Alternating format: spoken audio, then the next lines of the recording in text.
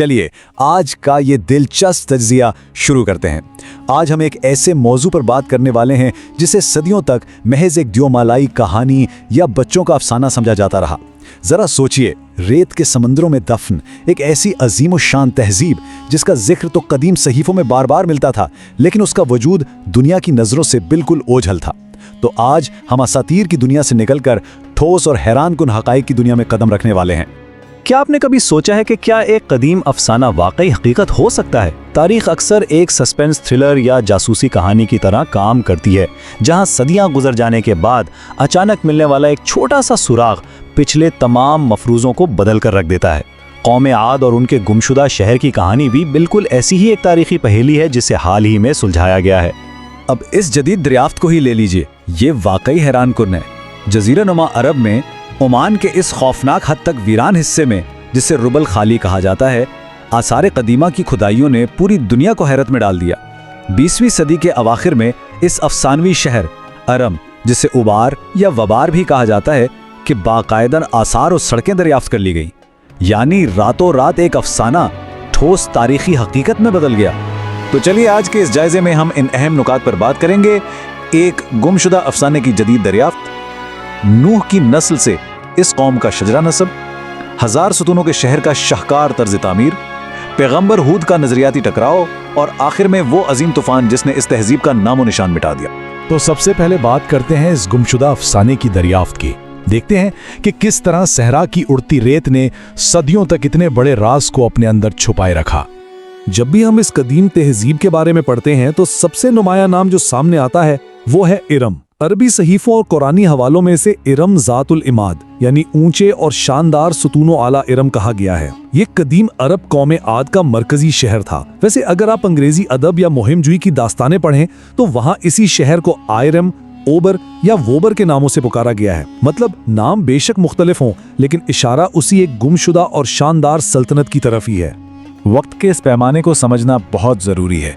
जरा अंदाज़ा लगाइए, इस तहजीब का ज़ुहूर तकरीबन 3000 साल कबले मसीह में हुआ।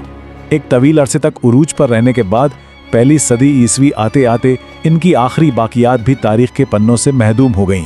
और फिर सदियों का एक तवील सुन्नाटा, यहाँ तक कि 20वीं सदी में आसार कदीमा के माहिरीन ने इन्हें दोबारा दरियाफ्त किया। ये बात साबित करती है कि तारीखी हक़ाइक़ कभी गुम नहीं होते, बस वो दरियाफ्त होने का इंतज़ार करते हैं। अब हम अपने अगले हिस्से की तरफ बढ़ते हैं, नूह की नस्ल। आखिर उन अजीम मीमारों की जड़ें कहाँ से मिलती हैं? मशहूर रिवायात के मुताबिक इस कौम का सिलसिला नसब बड़ी वाज़े तौर पर बराह रास्त हज़रत नूह से जा मिलता है। इसे बिल्कुल आसान लफ्ज़ों में समझें। हज़रत नूह, उनके बेटे साम, फिर उनके बेटे अरम, अरम के बेटे अवज़ और आखिर में अवज़ के बेटे आद। ये 5 पुश्तों पर मुहित एक ऐसा ख़ानदानी रब्त है जो इस तहजीब को कदीम इंसानी तारीख के सबसे बड़े नामों के साथ जोड़ देता है। यहाँ एक बहुत ही दिलचस्प बात है, इस पूरी तहजीब, इस पूरी सल्तनत की शनाख्त सिर्फ एक शख्स के गिर्द घूमती थी। ओवस के बेटे आद के नाम पर ही इस पूरी कौम को कौम आद पुकारा जाने लगा।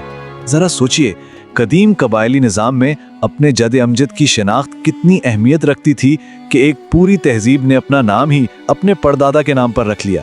बिल्कुल हैरानकुन है ना। नस्ल और ख़ानदानी जड़ों के बाद अब हम इस तहजीब के उस ख़ास पहलू की तरफ आते हैं जिसने इन्हें तारीख में हमेशा के लिए अमर कर दिया, यानी इनका 1000 सुतूनों का शहर।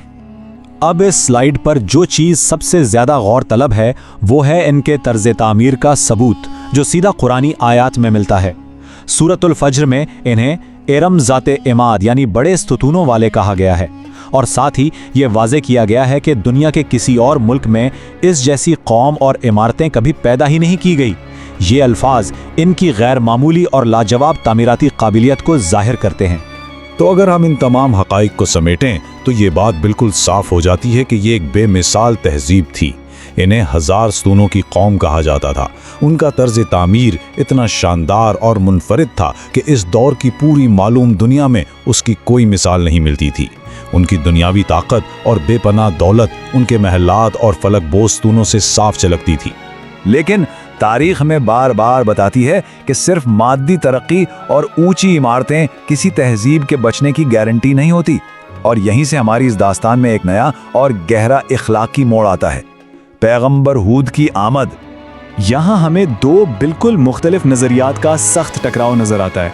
सूरत हूद की तफसीलात को अगर देखें तो एक तरफ कौम आद थी जो बुत परस्ती, शिर्क और अपनी दुनियावी ताकत के ज़बरदस्त गुरूर में मगन थी, और दूसरी तरफ हज़रत हूद थे जो तौहीद का पैगाम लेकर आए और उन्हें इलाही अजाब के ख़तरे से खबरदार किया। ये क्लासिक रूहानी और नज़रियाती कशमकश थी। सहीफ़ों में जो रिवायात दर्ज हैं वो बताती हैं कि इस कशमकश का नतीजा क्या निकला। कौम आद ने अपनी रवश बदलने से साफ और दो टोक इनकार कर दिया। उन्होंने पैगंबर की तमाम तनबीहात को मानने की बजाय अपनी बुत परस्ती की रिवायात पर सख्ती से कायम रहने का फैसला किया। उन्होंने हर इलाही इंतबाह को मजाक में उड़ा दिया और उन्हें लगा कि उनकी ताकत और उनके महलात उन्हें हर आफत से बचा लेंगे। जब तकब्बुर और सरकशी अपनी हदें पार कर लें तो फिर सल्तनतों के जवाल की दास्तानें जन्म लेती हैं।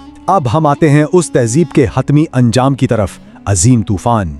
मुख्तलिफ रिवायात और मुतून में इस तबाही का जो नक्शा खींचा गया है वो रोंगटे खड़े कर देने वाला है। ये कोई आम मौसमी तब्दीली या हल्की फुल्की आंधी नहीं थी। सहीफों के मुताबिक एक ऐसी अजीम और शदीद आंधी आई जिसने इस पूरी मगरूर तहजीब को जड़ से उखाड़ फेंका। वो फलक बोस सुतून जिन पर उन्हें इतना फ़ख्र था, वो महलात जिन्हें वो नाकाबिल तस्खीर समझते थे, सब के सब रेत के इस तूफान में हमेशा के लिए दफन हो गए। मुकम्मल तबाही। कुरान और दीगर सहीफ़ों में इस वाक़े का जो हतमी नतीजा बयान किया गया है वो इंतहाई सख्त और वाज़ेह है।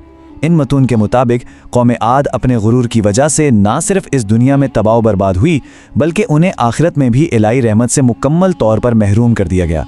ये एक ऐसा मजहबी और तारीख़ी बयानिया है जो नस्ल दर नस्ल एक इबरत के तौर पर मुंतकिल होता रहा है। तो इस सारी दास्तान का सबसे बड़ा और अहम सबक क्या है? यही ना कि मादी दौलत, ताकत और शानदार फन तामीर ये सब किस कदर आर्जी हैं।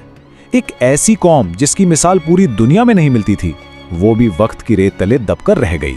ये हम सब के लिए एक बहुत गहरी याद दहानी है कि मादी ताकत कुदरत के सामने बिल्कुल बेबस है। आज के इस तज्जिये ने एक बात तो बिल्कुल साबित कर दी है कि बज़ाहिर महज अफसाना लगने वाली कहानियां भी ठोस हकायक पर मबनी हो सकती हैं, बिल्कुल वैसे ही जैसे रबूल खाली के सहरा ने सदियों बाद अरम के राज उगल दिए। तो ये बात हमें सोचने पर मजबूर करती है। जरा सोचिए, दुनिया भर के सहराओं की रेत और समुद्रों की गहराइयों में ऐसे और कौन कौन से कदीम अफसाने छुपे हैं जो आज भी अपनी दरियाफ्त का इंतजार कर रहे हैं। ये एक ऐसा सवाल है जो तारीख के हर मुतलाशी को हमेशा बेचैन रखेगा।